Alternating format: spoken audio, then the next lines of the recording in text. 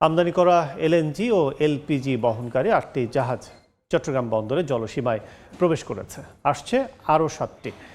মধ্যপ্রাচ্যে সংঘাতের জেরে হরমুজ প্রণালী বন্ধ ঘোষণার আগে এসব জাহাজ বাংলাদেশের উদ্দেশ্যে রওনা হয়।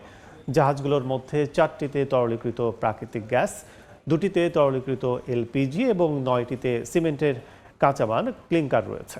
সব মিলে 15টি জাহাজে প্রায় 7.5 লাখ টন মালামাল রয়েছে। বাকি জাহাজগুলো চলতি সপ্তাহে পৌঁছানোর কথা রয়েছে।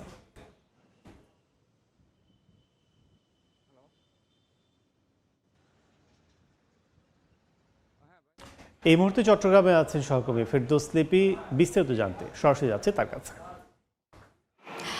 আপনারা জানেন যে মধ্যপ্রাচ্যে যে যুদ্ধ তা নিয়ে কিন্তু হরমুজ প্রণালীর সংঘাতে কিংবা যে ঝুঁকিপূর্ণ তৈরি হয়েছে তার আগে কিন্তু বাংলাদেশের যে 15টি জাহাজ ইতিমধ্যে চট্টগ্রাম বন্দরে কিন্তু এসে পৌঁছেছে। 12টি জাহাজ এবং 3টি জাহাজ এর মধ্যে আর কিছুদিনের মধ্যে পৌঁছাবে বলে আমরা জানতে পেরেছি। এবং আপনারা জানেন যে হরমুজ প্রণালীটা আসলে বাংলাদেশের জন্য অনেক বেশি গুরুত্বপূর্ণ, কারণ বাংলাদেশের যে জ্বালানি তেল সেগুলো বেশিরভাগই মধ্যপ্রাচ্যের বিভিন্ন দেশ থেকে আমদানি করা হয় এবং তা মূলত আসলে হরমুজ প্রণালী দিয়েই বাংলাদেশের বন্দরগুলোতে আসে এবং সে কারণে আসলে এটি অনেক বেশি গুরুত্বপূর্ণ হয়ে উঠেছে। এবং যে 15টি জাহাজ চট্টগ্রাম বন্দরে পৌঁছাতে শুরু করেছে তার মধ্যে আমরা দেখেছি যে বেশিরভাগই হচ্ছে এলপিজি এবং এলজি গ্যাস, এবং এর মধ্যে 4টি রয়েছে যে এলপিজি গ্যাসের মধ্যে এবং 9টি আছে যে সিমেন্টের কাঁচামাল ক্লিংকার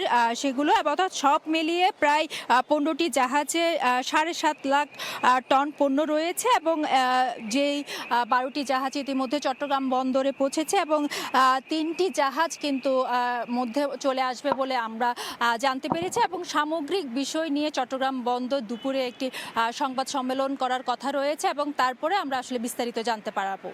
এই ছিল আমাদের কাছে চট্টগ্রাম বন্দর থেকে সর্বশেষ। এতক্ষণ সরাসরি ছিলাম চট্টগ্রাম বন্দরে।